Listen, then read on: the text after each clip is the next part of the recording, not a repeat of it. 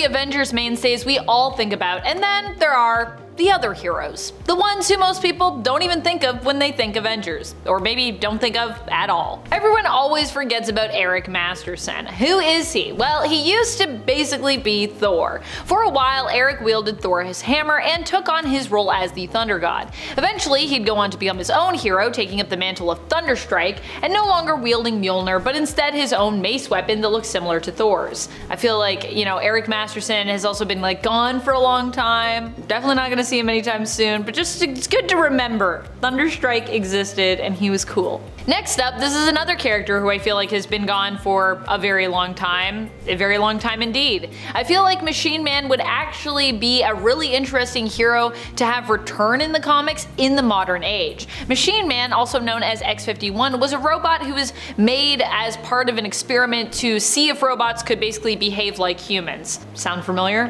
While the experiment overall failed, X-51 did seem capable of behaving and thinking like a human himself due to the fact that he was raised like a human, a theory his creator, Aaron Stack, was attempting to test. So X-51 was the one outlier of the batch. X-51 would take up the name Aaron Stack in honor of his creator, continuing to work towards Stack's dream of robot and human coexistence. He goes on a few adventures and even becomes an Avenger, but eventually leaves Earth to go off with the Celestials. And I'm pretty sure we've never seen him again. So, speaking of people that go off to space and do cool space things, Moondragon is a hero who doesn't get as much love from the Avengers in the comics.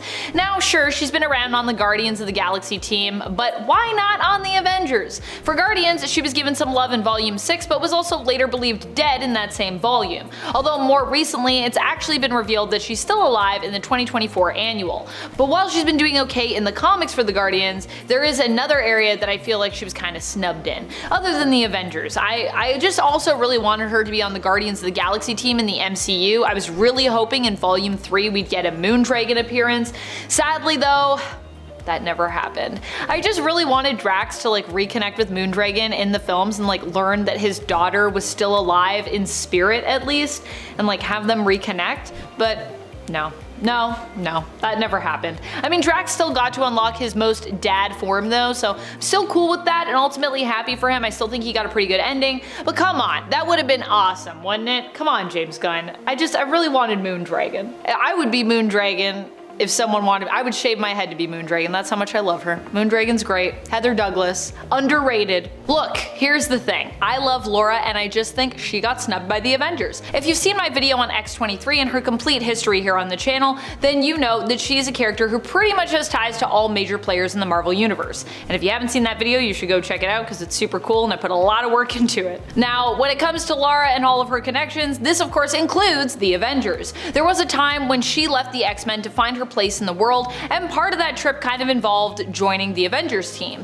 Well, not the mainstay team, although she has acted as an ally to the main Avengers team before. Laura was actually recruited to the Avengers Academy. But you know what? We don't talk about Avengers Academy enough, so I'm gonna include Laura on this list. While she does manage to get a lot thrown her way over in the X-Men world, I feel like Laura's time with and connection to the Avengers has been somewhat forgotten in recent years and downplayed. Personally, I feel like she may even fit better on the Avengers team as opposed to the X-Men. That might be a hot take, but there it is. And let's be real, while we did try to heal wounds after Avengers vs X-Men, there's still a lot of work to do in regards to those two teams really coming together, and X-23 could be a part of that continued healing, or at least a version of X-23. I think she might still be, she's out right now. She's down for the count. We have young X-23 though, but older X-23. You know what I mean. Speaking of Avengers Academy, Reptile is super underrated. He's such a fun character. He has not appeared either on the main Avengers team, but was recruited to Avengers Academy. Man, I just really want to see the Avengers Academy team get to be Avengers together. Isn't that the whole point of Avengers Academy? To train people up to be Avengers? I feel like so few of them become Avengers. I would love it even just for a few issues. Even if it was a guest appearance, I'd really like it. I just think it would be really cool. Reptile is basically like a dinosaur superhero. hero. He isn't specifically a dinosaur, but he can basically modify his body or his power set based on those of prehistoric creatures. He can give himself wings, gain super strength, or even enhance his senses. I don't know what it is for me and animal characters, but we're continuing that theme with our next hero on our list. Honestly, I feel like Tigra is a very well-loved character among the fans, and she just doesn't get much love in the comics, at least not in regards to her place on the Avengers team. Now, if you're a Tigra fan, you can find her in Vengeance in the Moon Knight right now, where she's basically carrying on like Mark's work, fighting as a hero, but when it comes to her working with the Avengers, that hasn't happened for some time. Quite some time. Tigra was featured prominently as a member of the team back in the 80s, so if you remember those days, then yay, but for those that love Tigra but weren't around in the 80s, sad. How is it that we got a She-Hulk show and there was no Hellcat in there? Yeah, I'm continuing with the cat theme, friends. That honestly seems criminal to me. Hellcat is Patsy Walker. She was a member of the Avengers back in the 1970s.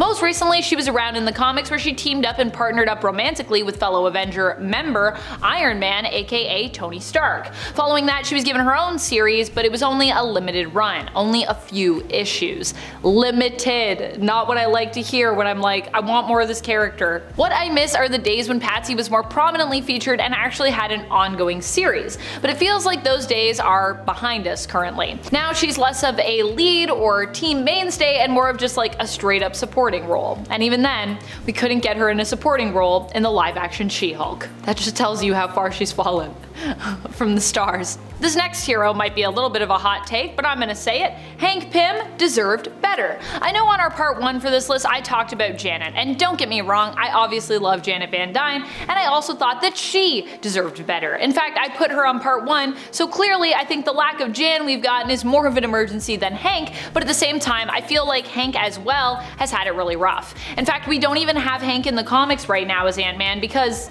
he's dead. Hank went from being a brilliant scientist and Avenger to someone who was mainly known for mistreating his wife, Janet, and being super troubled. We later learned that he was undiagnosed bipolar for many years, hence all of his mood swings and trouble with his identity, and just when it seemed like Hank actually might be getting better, he instead got merged with Ultron, and through that, basically was like killed. Unfortunately, we lost him at a time when I feel like he could have truly grown and evolved even more as a character.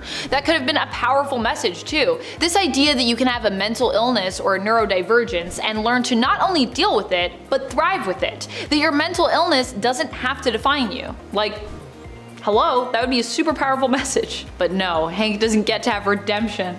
He just dies. Well, a lot of these characters have been people that I've known and loved throughout Avengers history. This next one is one that I kind of just found out about, and I'm very perplexed that it's taken me this long. How am I just learning about Stingray now? Where has this character been all my life? I thought when it came to Marvel, Namor was the main character we had for the seas, and of course this is true. He is generally who people think of when they think Marvel-based oceanic hero or anti-hero, but we shouldn't only think of him because guess what? We have Stingray! Stingray is acclaimed oceanographer and engineer Walter Newell. When I was a kid, I actually wanted to be a marine biologist, fun fact about me. I also wanted to be a singer, but marine biologist was honestly my first love before I even wanted to be a singer or performer in any way. Yeah, I was kind of a weird kid. So a guy who is an oceanographer studying the oceans and who also helps fight to protect them is my hero. Stingray would go on to join the Avengers through basically becoming their landlord? I'm not kidding. He had a hydro base that he maintained with his wife,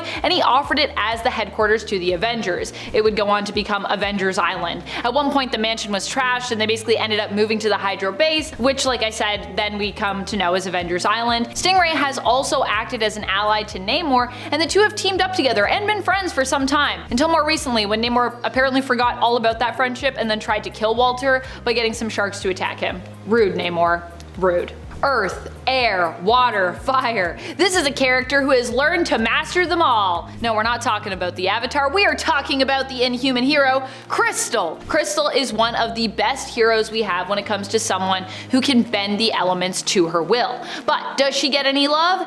No. People know Storm, and of course Storm is awesome. People know Iceman, also an awesome character, but what about Crystal? In general, I feel like the Inhumans do not get enough love, but Crystal for me is really up there when it comes to some of the coolest Inhumans we have, both in terms of her abilities and her origin. She's basically an Inhuman princess who is often shown to want to explore the outside world, the world outside Attilan. This is how she runs into the Fantastic Four, and then ends up joining their team temporarily, and she also ends up running into the Earth's mightiest heroes, the Avengers, and also ends up joining them for a time. I just love a runaway princess story, what can I say? I think it's just such a fun story. That's about it. I've been your host Amanda, and until next time, you stay nerdy, YouTube. Bye!